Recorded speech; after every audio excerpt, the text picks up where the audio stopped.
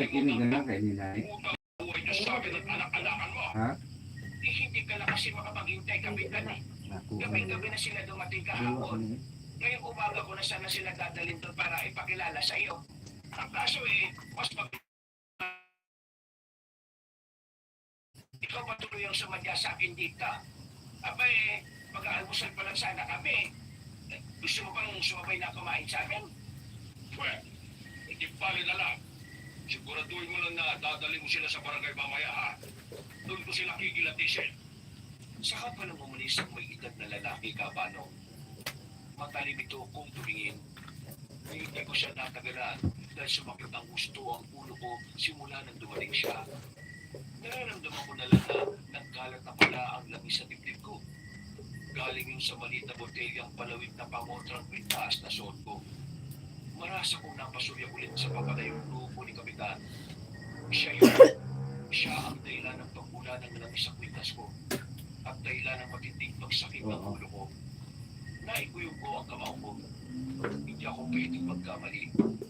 Isa siyang malakas na enerhiya kumokontrol sa bayo na yun. Soleng, kung hindi mo mamasamain, narinig ko si kanina na tinawag ni Kapitan na anak-anakan mo si Mayumi. Anong ibig sabihin doon? Hindi mo ba tunay na anak si Mayumi? Sandaling katahimikan ang namagitan sa amin ng umagang yung Tabano. Hindi kumipo si Inay. Tila tinatansya kung sasagutin ba si Itay o hindi. Bigla akong kinabahan. Hindi kasi dapat itinanong ni Itay ang bagay na yon. Pero hindi ko naman siya masisisi. Kung para kay Inay, wala siyang obligasyon na magpaliwanag sa amin. Para sa amin na nakakalam ng totoo, kailangan namin malaman ang dahilan kung bakit matapos niya akong ipinanganak. Bukod doon, kahit ako ay curious din kung kapatid ko nga ba talaga si Mayumi. Hindi mo namang kailangang sagutin kung hindi ka komportable ha. Nagtataka lang ako eh. Natanong mo na lang din naman. Mabuti pa ngang malaman nyo na din. Huwag kayo mag-alala. Maski si Mayumi, alam ang buong katotohanan sa pagkatao niya. Tama ang narinig niyong matita. Anak-anakan ko na siya ang nagbigay ng dahilan sa akin para magpatuloy akong mamuhay ng mga panahong hindi ko kilala maski ang sarili ko. Kahit ganyan siya, kumpiyansa akong napalaki ko siya na alam ang tama at mali. Mabuting tao si Mayumi.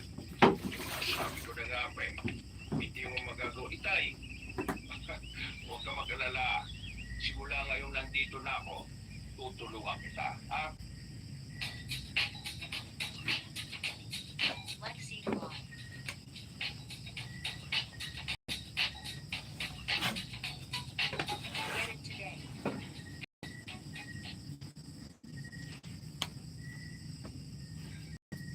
Today, tomorrow, and yesterday.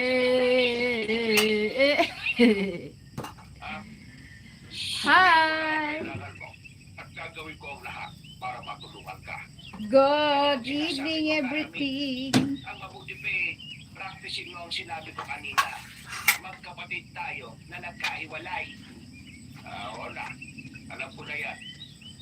Siya nga pala. Bago tayo pumunta sa barangay, may kailangan muna akong gawin, ha? Ano naman yan? Teka. Bakit nakakuha ng kutsilyo, Soleng? Bakit ko iiwain ang kamay ko? Teka, wag!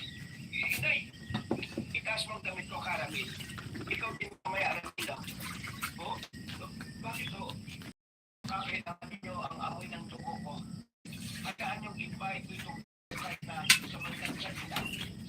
Alas 10:30 nang marating namin ang barangay. Sa opisina ni Kapitan Dominador kami dumiretso.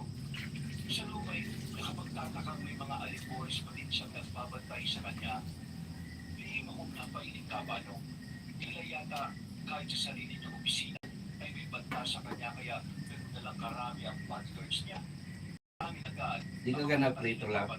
Pagpasok pa lang namin. Ha? Prito ta? Hindi na kami tinitingnan mo lang. Prito kung ganang mga bata. Lapit ito sila. Tumagal sa kaluluwa ko yung mga tinig nila. Makakalabas ka na sa Ganang sobra, paksiwon. Hindi. Dito lang ako hanggang sa matapos na sa pag-iimbestiga sa kanila. Sinusuway mo ba ang utos ko?